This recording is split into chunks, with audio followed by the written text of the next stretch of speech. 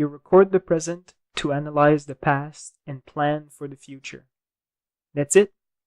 That's all practical reality has for us. That's all there is. There's nothing else you can do in practical reality. If you want to know anything, you have to measure it in the present, because the present is all that exists. Then you must remember this information and analyze it. And then the information you analyze is past information. It's no longer part of the present. The present has gone. It is now but a memory. You're now recording new information as you are analyzing the past. And hopefully you can use this past information to create a proper picture of reality that will help you plan for the future. That will help you evade a car that's coming towards you and you're about to get in a car accident. You see the car coming towards you. You analyze that, hey, this car is coming straight for me. So then you plan to avoid it.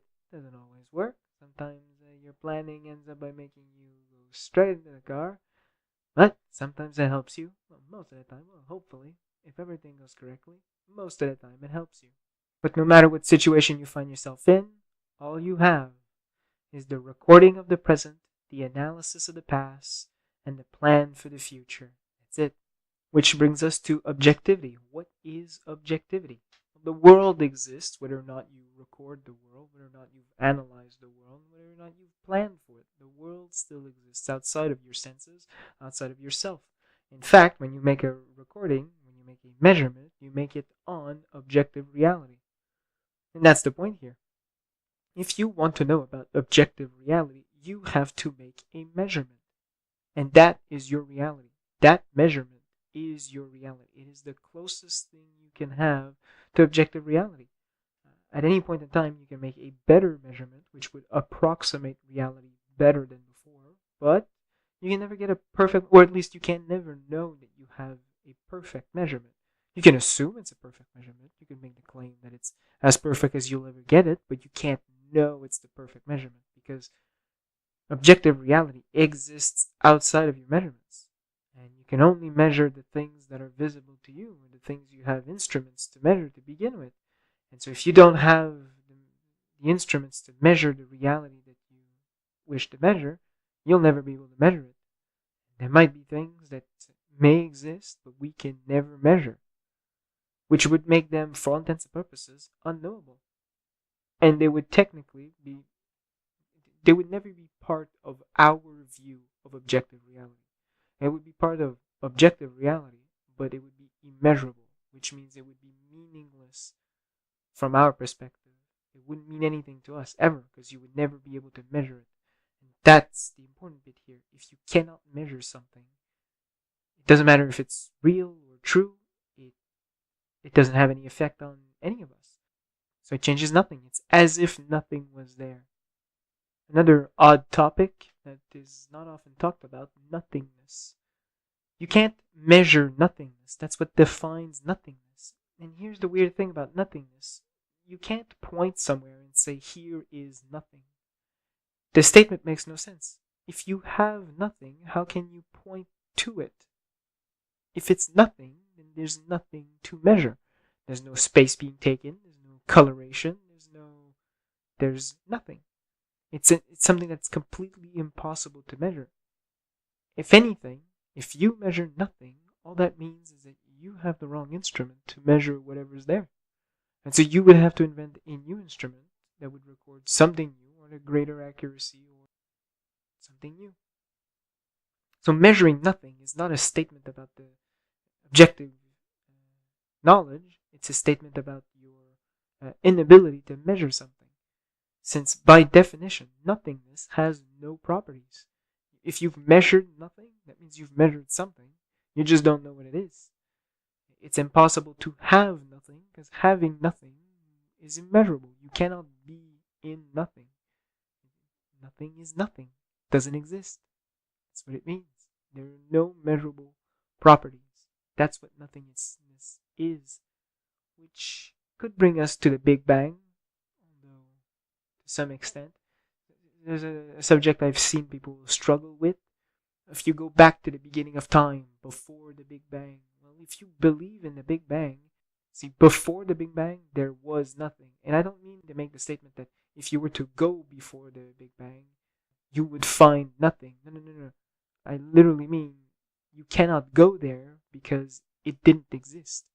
That's the point. It's not that nothingness existed and from nothingness the universe came.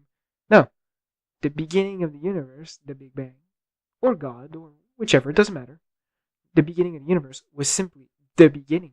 Nothing was there before.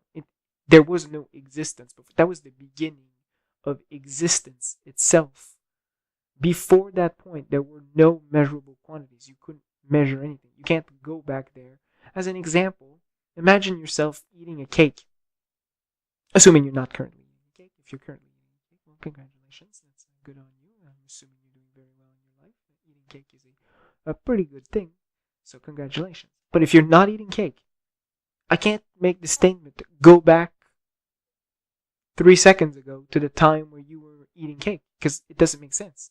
You simply weren't eating cake. You know what cake is, you know what eating is, you know what eating cake is, but you simply were not eating cake 3 seconds ago. And so it's a statement that is understandable. It's just impossible to go there because it never happened.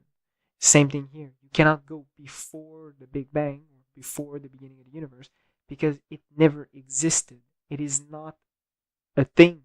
Not a thing. It never existed. It never happened. So you can't go back there. The beginning of existence is the beginning of the universe.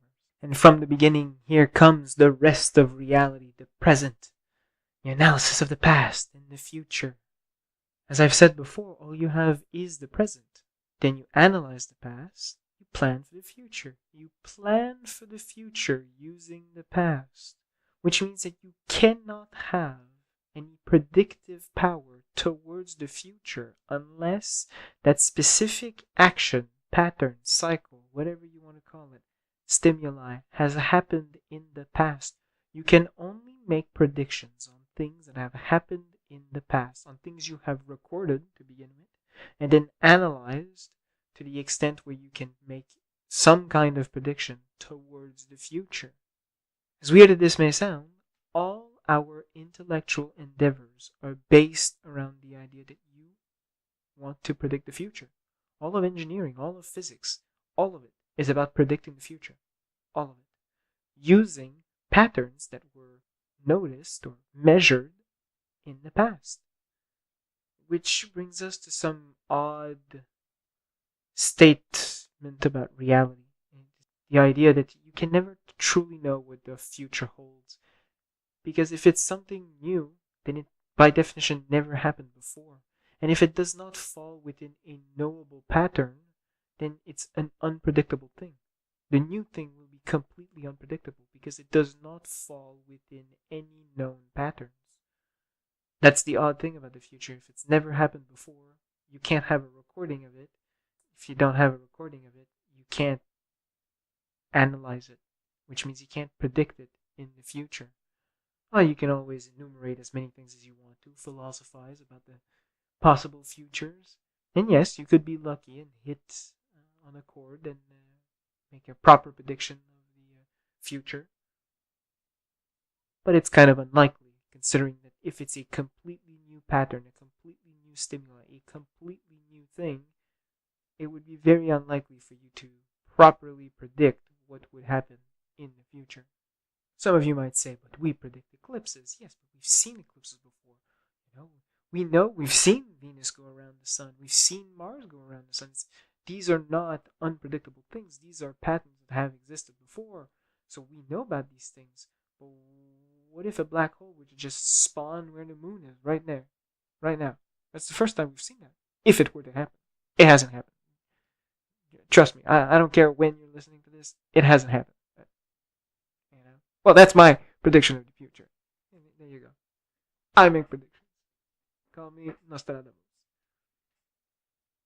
The point is, it's a pattern we've never seen. Although I can imagine, philosophize about the idea that it could happen. Yes, it could be funny. Oh my God, well, it wouldn't be that funny, but it'd be kind of funny. It would give us a chance to measure, to test black holes, and at that size, it would. Well, actually, it's a pretty big black hole. It'd be pretty dangerous. we'd be dead. That's not a good thing. Yeah. So I can philosophize about the idea, but it's not a pattern we've ever observed. So if it is possible, we've never seen it before. No one can actually, in their right mind, make the prediction that the moon will just become a black hole in any serious way and be like, we should take action against this. What if it becomes a black hole? Because if the moon can become a black hole, then the earth can become a black hole. You could turn into a black hole right now. And you can't make any statement about the predictability of reality. And if you can't predict the reality, then it makes no sense. So what's the point of recording the present if the reality is unpredictable, completely unpredictable? Oh, that's actually another great topic I forgot about. Randomness. The fact that the universe makes any sense. The fact that there is even such a logical framework as past, present, past, and future. It doesn't have to be there. That's one of the things that's often overlooked. It's quite nice to look at the universe and be like, well, this works. This is nice. It works. Yes, but it didn't have to work. Now, yes, some of you might say, well, if we are here, then clearly it has to work for at least our existence. Yes, yes, yes, of course.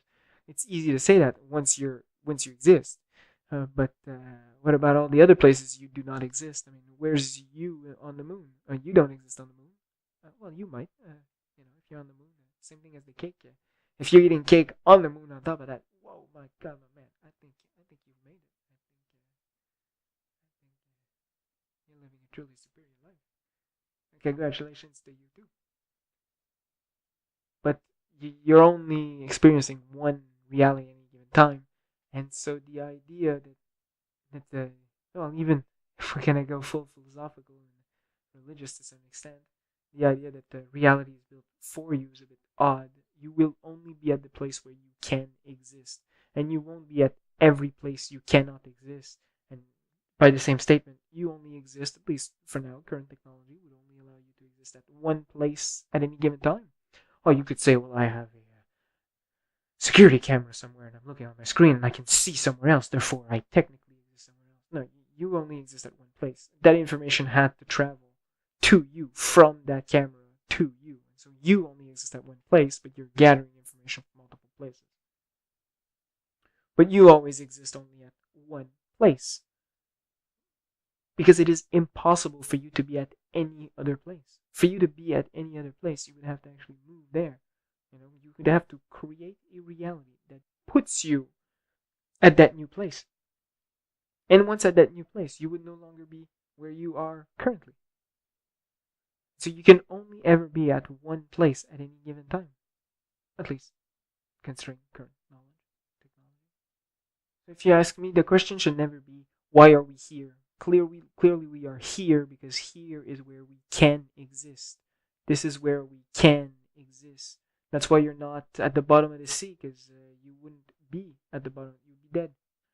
Assuming you didn't have the proper equipment to survive. If you had no equipment, if you're just yourself as a human being under the sea, at the bottom of the sea, you would just be dead. That's why you're not there, because you would be dead. You can't be there without any equipment, because you would be dead. And that's why you're here, where you are now, because that's where you are alive. That's where every action you've taken has placed you. Hopefully you take action to get yourself to a better position. Maybe you could be eating cake on the moon and fulfill your true destiny. Thank you for listening. Donate to my Patreon if at all possible.